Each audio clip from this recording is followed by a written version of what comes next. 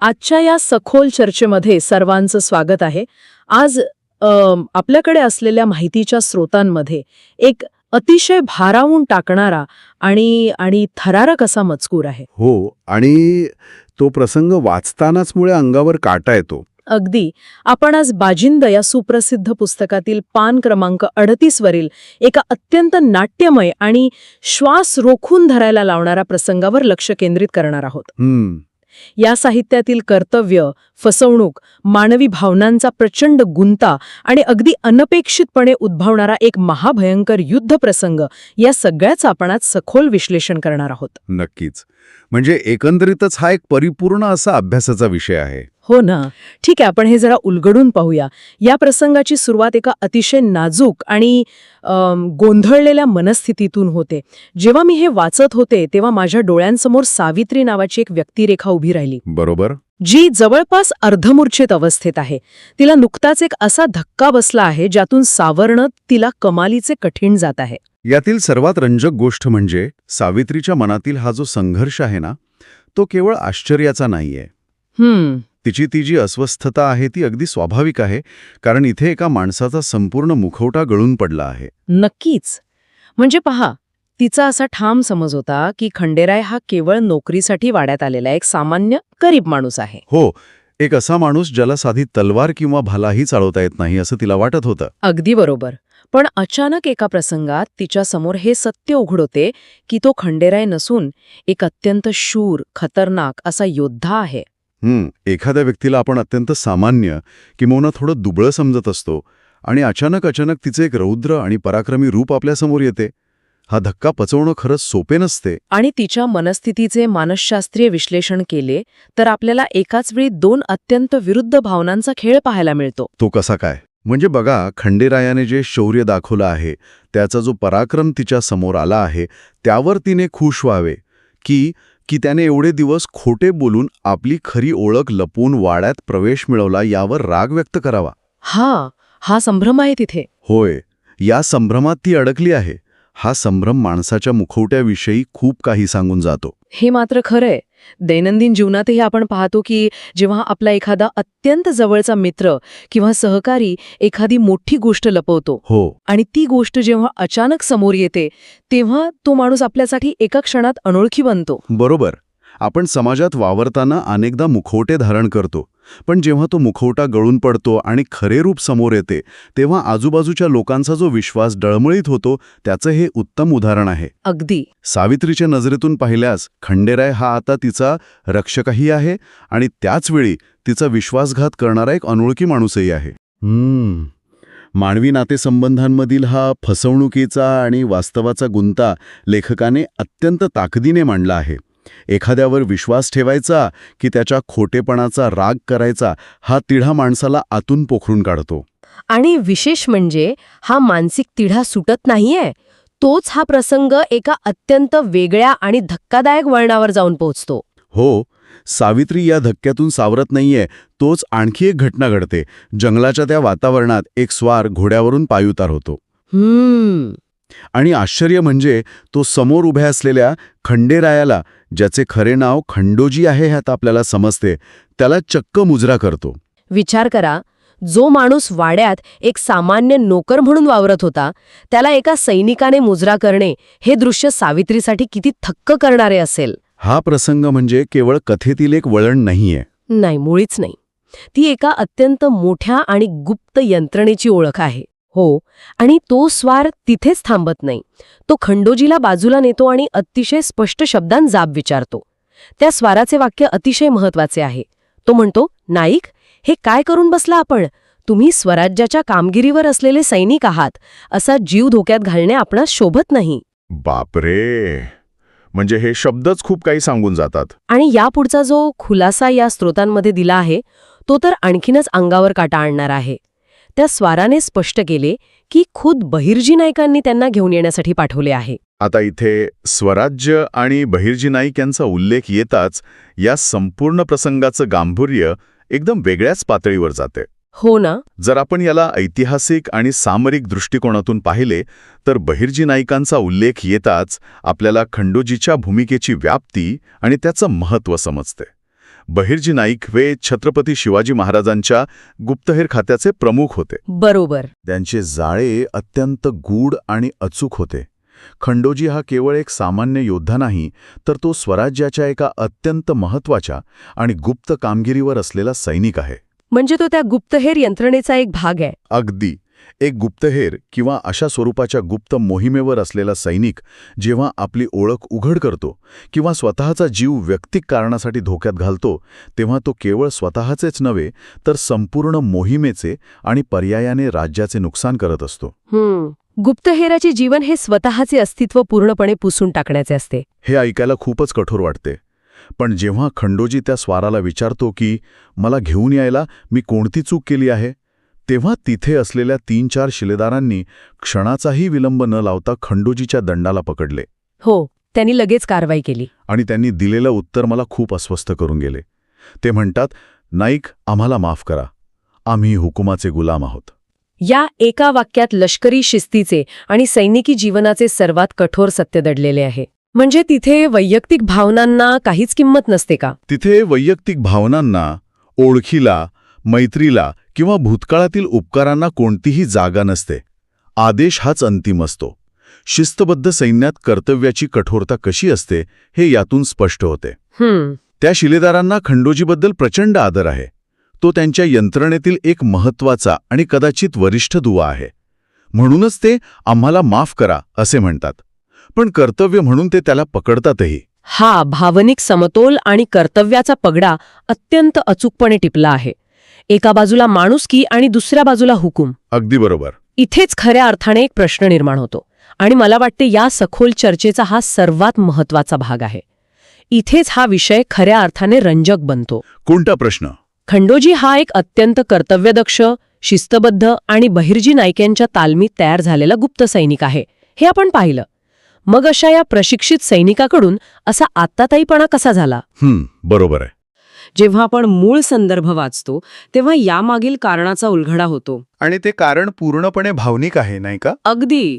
मूळ कारण असे होते की सूर्यरावाच्या फौजेने सावित्रीला पकडून नेले होते. होय. आणि जेव्हापासून सावित्रीला पळवून नेण्यात आले तेव्हापासून खंडोजीचा स्वतःच्या भावनांवरचा ताबा पूर्णपणे सुटला होता. एकीकडे स्वराज्याची मोठी कामगिरी आणि दुसरीकडे आपल्या प्रिय व्यक्तीचा धोक्यात आलेला जीव. या दोन गोष्टींमध्ये अडकलेला खंडोजी आपल्याला एका वेगळ्याच रूपात पाहायला मिळतो. एक गुप्तहेर अचानक एक अस्वस्थ प्रियकर बनतो. जर आपण याला व्यापक संदर्भात पाहिले तर हा केवळ एका सैनिकाचा आताताईपणा नाहीये, तर हा मानवी मनाचा एक अत्यंत सनातन असा संघर्ष आहे. बरोबर. एक कर्तव्यदक्ष माणूस जो नियमांच्या आणि शिस्तीच्या चौकटीत बांधलेला आहे, तो जेव्हा आपल्या प्रिय व्यक्तीला संकटात पाहतो तेव्हा त्याच्यातील तो कठोर भावनाशून्य सैनिक मागे पडतो आणि एक अत्यंत अस्वस्थ प्रेम करणारा सामान्य माणूस जागा होतो. म्हणजे कर्तव्याचे पालन करणारा एक सैनिक आणि भावनांच्या आहारी गेलेला एक माणूस यांच्यातील हा मानसिक संघर्ष आहे. हो, हे आपण आपल्या रोजच्या जीवनातही अनुभवतोस की. कसं काय? अनेकदा कॉर्पोरेट जगात किंवा नोकरीच्या ठिकाणी आपण अत्यंत व्यावसायिक नियमांच्या चौकटीत काम करत असतो. प्रोफेशनल राहतो आपण. पण जेव्हा कुटुंबावर किंवा जवळच्या व्यक्तीवर एखादे मोठे संकट येते तेव्हा ते व्यावसायिक नियम, ती शिस्त कुठल्या कुठे भिरकावून दिली जाते. माणूस आधी आपल्या माणसाला वाचवायला धावतो. हेच तर मानवी स्वभावाचे खरे रूप आहे. नियमांच्या चौकटीत बसणारे आपले नेहमीचे सुरक्षित आणि शिस्तबद्ध जीवन जेव्हा एका अनपेक्षित भावनिक वादळामुळे विस्कळीत होते तेव्हा परिस्थिती किती गुंतागुंतीची होऊ शकते हे यातून दिसते. अगदी. खंडोजीलाही माहीत आहे की तो जे करत आहे ते त्याच्या पदाला आणि गुप्त कामगिरीला शोभणारं नाही. स्वराज्याच्या कामात अशी चूक चालत नाही. पण सावित्रीवरील प्रेमापोटी आणि तिला वाचवण्याच्या आवेगापोटी त्याच्या विवेकावर भावनांनी मात केलीये. त्याच्या आतला सैनिक हरलाय आणि माणूस जिंकलाय. म्हणूनच हा प्रसंग वाचताना आपल्याला तो अधिक खरा आणि जवळचा वाटतो. पण हा भावनिक गुंता सुटण्याआधीच वातावरणात अचानक असा एक बदल होतो जो अक्षरशः अंगावर काटा आणतो. हो, एका बाजूला खंडोजीला ते शिलेदार पकडून नेतायत, दुसरीकडे सावित्री अजूनही अर्धमूर्छित अवस्थेतून आणि या सत्याच्या धक्क्यातून बाहेर येण्याचा प्रयत्न करत आहे. आणि इतक्यात बाजूच्या त्या शांत आणि भयाण जंगलातून अचानक शिंगे आणि कर्णे वाजू लागतात. युद्धाची चाहूल. हो, आपण नुसती कल्पना करू शकतो की त्या निर्मनुष्य जंगलात अचानक युद्धाची शिंगे कडाडल्यावर काय अवस्था झाली असेल. नक्कीच. हजारो हश्मांच्या किंचाळण्याचा आवाज आणि घोड्यांच्या टापांचा प्रचंड आवाज त्या संपूर्ण परिसरात घुमू लागतो. पुस्तकात हशम असा शब्द वापरला आहे. हशम म्हणजे पायदळातील सैनिक किंवा विशिष्ट प्रकारचे सशस्त्र लढवाई आहे. अच्छा. जेव्हा जंगलात हजारो हशम चालून येतात तेव्हा तो नुसता हल्ला नसतो, तर ते एक भयानक वादळ असते. आणि या वादळाचा अंदाज कोणालाच नसतो. कोणाचा हल्ला असेल हा? सूर्याराव, खंडूजी आणि तिथे उपस्थित असलेले वस्ताद काका हे सारेच जण विचारात पडतात. कुणालाच काही समजत नाहीये. पण या भयानक गोंधळात आणि आवाजात सावित्री एक गोष्ट बरोबर ओळखते. काय ओळखते ती? ती ओळखते की ही तिच्या वडिलांची म्हणजेच राजे येसाजीराव शिर्क्यांची नेकजात फौज आहे. नेकजात फौज म्हणजे अत्यंत एकनिष्ठ आणि प्राणपणाला लावून लढणारी खास फौज. हां. येसाजीराव शिर्के आणि त्यांची ही फौज यांचा प्रवेश एका महाकाव्यातील रौद्र प्रसंगासारखा आहे. इथे येसाजीराव शिर्के यांच्या क्रोधाचे वर्णन लेखकाने ज्या प्रकारे केले आहे ते अंगावर शहारे आणते. नक्कीच. जर आपण येसाजीराव शिर्के यांच्या क्रोधाचे मानुषशास्त्रीय आणि सामरिक दृष्टिकोनातून विश्लेषण केले तर ते अत्यंत भयंकर आहे. कसं काय? आपल्या एकुलत्या एक लेकीला, जिच्यावर त्यांनी जीवापाड प्रेम केले असेल, तिला 100-200 लोकांनी पळवून न्यावे ही गोष्ट एका बापाच्या मनाला किती झोंबली असेल याची आपण केवळ कल्पनाच करू शकतो. हो ना. हा कोणताही राजकीय किंवा पूर्वनियोजित लष्करी हल्ला नाहीये. हा एका दुखावलेल्या संतापलेल्या बापाचा सूड आहे. स्रोतांमध्ये अतिशय प्रभावीपणे वर्णन केले आहे की त्यांच्या डोळ्यांत केवळ आग होती आणि हातातील तलवार शत्रूच्या रक्तासाठी आसुसलेली होती. जेव्हा एखादा बाप आपल्या मुलीच्या रक्षणासाठी युद्धभूमीवर उतरतो तेव्हा त्याच्या क्रोधाला कोणतीही सीमा नसते. अगदी. तो कोणत्याही लष्करी परिणामांची, तहाची किंवा राजकारणाची पर्वा करत नाही. त्याचे एकमेव लक्ष असते ते म्हणजे आपल्या मुलीला सुरक्षित परत आणणे आणि तिला पळवणाऱ्यांना कायमची अद्दल घडवणे. हा भावनिक उद्रेक या युद्ध प्रसंगाला एक वेगळीच खोली प्राप्त करून देतो. तिथे फक्त 2 सैन्य लढत नाहीत, तर तिथे एका बापाचा संताप मुसंडी मारून पुढे येत आहे. बरोबर. पण इथे आणखी एक गोष्ट मला खूप विशेष वाटली. या सगळ्या भयानक गोंधळात जिथे एकीकडे बापाचा संताप आहे, दुसरीकडे घोड्यांच्या टापांचे आणि हश्मांच्या किंचाळ्यांचे आवाज आहेत, तिथे खंडोजीची तत्परता पाहण्यासारखी आहे. खंडोजी भलेही मगाशी भावनांच्या आहारी गेला असेल, पण त्याच्यातील तो प्रशिक्षित गुप्तहेर सैनिक अद्याप पूर्णपणे मेलेला नाही. हे कसं काय? कारण घाटमाथ्यावर टेहळणीला गेलेली ही फौज नक्की कोणाची आहे आणि ती काय येत आहे याचा अंदाज तो एका क्षणात बांधतो. हो. ही फौज सावित्रीसाठीच येत आहे हे तो तात्काळ ओळखतो. परिस्थितीचे गांभीर्य ओळखून तो क्षणाचाही विलंब न लावता स्वतःला पकडलेल्या त्या स्वाराला पटकन माहिती देतो. तो काय म्हणतो? तो म्हणतो, माझा ऐका, ही येसाजीराव शिर्क्यांची लेक सावित्री या सूर्यारावाने पळवून आणली आहे. हा खऱ्या अर्थाने एका उत्तम हिऱ्याचा गुण आहे. अगदी बरोबर. स्वतःला अटक होत असताना, स्वतःचा जीव धोक्यात असतानाही त्यांनी दिलेली ही छोटीशी माहिती युद्धभूमीवर किती महत्वाची ठरू शकते हे आपण जाणतोच. ही माहिती मिळाल्यामुळे त्या गुप्तहेर स्वारांना परिस्थितीचा अचूक अंदाज येतो. समोरून येणारी फौज शत्रूची नाही, तर ती सावित्रीला वाचवण्यासाठी आलेली आहे आणि मूळ गुन्हेगार सूर्याराव आहे हे समजल्यामुळे पुढील रणनीती ठरवणं सोपं जातं. हो. खंडोजीचा हा वावर दर्शवतो की संकटाच्या आणि टोकाच्या भावनिक काळातही एक उत्तम सैनिक आपले डोके कसे शांत ठेवू शकतो. आणि हीच ती माहिती आहे जी पुढील अनर्थ टाळू शकते. 2 गटांमध्ये गैरसमजातून होणारे अनावश्यक युद्ध या एका माहितीमुळे टळू शकते. खंडोजीने दिलेली ही माहिती म्हणजे एका अर्थाने त्याने पुन्हा एकदा आपले गुप्तहेराचे कर्तव्य बजावल्यासारखेच आहे. बरोबर आहे.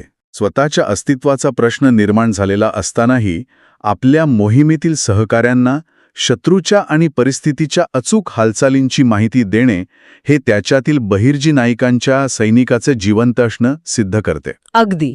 एका बाजूला प्रेमापोटी भावनांच्या आहारी जाऊन केलेली चूक आणि दुसऱ्या बाजूला त्वरित परिस्थिती ओळखून दिलेली अचूक गुप्त माहिती, या दोन्ही गोष्टी खंडोजी या व्यक्तिरेखेला एका वेगळ्याच उंचीवर नेऊन ठेवतात. नक्कीच. तर या सगळ्याचा नेमका अर्थ काय होतो? आपण आजच्या या सखोल चर्चेत एकाच प्रसंगात घडणाऱ्या अनेक परस्परविरोधी गोष्टी पाहिल्या. हो, खूप सारे पैलू आपण उलगडले. एका बाजूला आम्ही हुकुमाचे गुलाम आहोत असे म्हणत वैयक्तिक भावना बाजूला ठेवून कर्तव्यनिष्ठा जपणारे शिलेदार आहेत. दुसऱ्या बाजूला एका अत्यंत शिस्तबद्ध सैनिकाने म्हणजे खंडोजीने प्रेमापोटी केलेली बंडोखोरी आणि त्याचा आत्ताताईपणा आहे. आणि तिसऱ्या बाजूला आपल्या लेकीच्या अपहरणाने संतप्त झालेल्या एका बापाचा म्हणजे यसाजीराव शिर्के यांचा भयंकर संताप आणि युद्धभूमीवरील त्यांची धडक. या तिन्ही अतिशय प्रबळ आणि शक्तिशाली मानवी प्रवृत्तींचा कसा सुरेख संगम या एका छोट्याशा प्रसंगात झाला आहे हे खरोखरच थक्क करणार आहे. या सखोल चर्चेतून मिळालेली ही माहिती केवळ एका ऐतिहासिक कथेपुरती मर्यादित राहत नाही. नाही, अजिबात नाही. माणसाच्या कृतींमागील हेतू किती गुंतागुंतीचे असू शकतात हे आपल्याला यातून शिकायला मिळते. जसे मगाशी आपण म्हणालो की आजही माणसाला अनेकदा कर्तव्य आणि भावना यांच्या कात्रीत सापडल्यासारखे होते. आपण मुखवटे लावून शिरतो, पण जेव्हा संकटाची वेळ येते तेव्हा आपला खरा चेहरा आणि आपली खरी निष्ठा समोर येतेच. या सर्व चर्चेवरून आणि खंडोजीच्या या अवस्थेवरून एक अत्यंत नवीन आणि अस्वस्थ करणारा प्रश्न निर्माण होतो, ज्यावर आपण सर्वांनी विचार करायला हवा. कोणता प्रश्न? जेव्हा एखादा माणूस स्वराज्यासारख्या एखाद्या सर्वोच्च ध्येयासाठी स्वतःला पूर्णपणे वाहून घेतो, एक गुप्तहेर म्हणून स्वतःचं अस्तित्व पुसून टाकतो, तेव्हा काय तो खऱ्या अर्थाने आतून माणूस म्हणून जिवंत राहू शकतो का? बापरे. एखाद्या उदात्त ध्येयाप्रती असणारी सर्वोच्च निष्ठा आणि कठोर शिस्त ही शेवटी माणसाला यंत्र बनवते का? जर एखाद्या परिपूर्ण सैनिकाला प्रेम करण्याची, भावना व्यक्त करण्याची किंवा स्वतःच्या माणसाला वाचवण्याची मुभा नसेल, तर अशी परिपूर्णता ही एका अर्थाने मानवी आत्म्याची हत्या नाहीये का? खरंच विचार करायला लावणारा मुद्दा आहे हा. राष्ट्रासाठी किंवा ध्येयासाठी स्वतःला समर्पित करणे म्हणजे स्वतःमधील माणुसकीचा बळी देणे, हाच या लष्करी व्यवस्थेचा सर्वात काळा आणि न सुटणारा शाप आहे का? हां, खरोखरच विचार करायला लावणारा आणि मेंदूला झिंझिणी आणणारा प्रश्न आहे. कर्तव्याची वेधी आणि माणुसकीचा बळी यावर नक्कीच खूप काही विचार करता येईल. होय. आजच्या या सखोल चर्चेत आपण इथेच थांबूया. या थरारक प्रसंगातून आणि या नव्या प्रश्नातून आपण नक्कीच एक वेगळा दृष्टिकोन घेऊन पुढे जाऊ. ऐकत राहिल्याबद्दल धन्यवाद.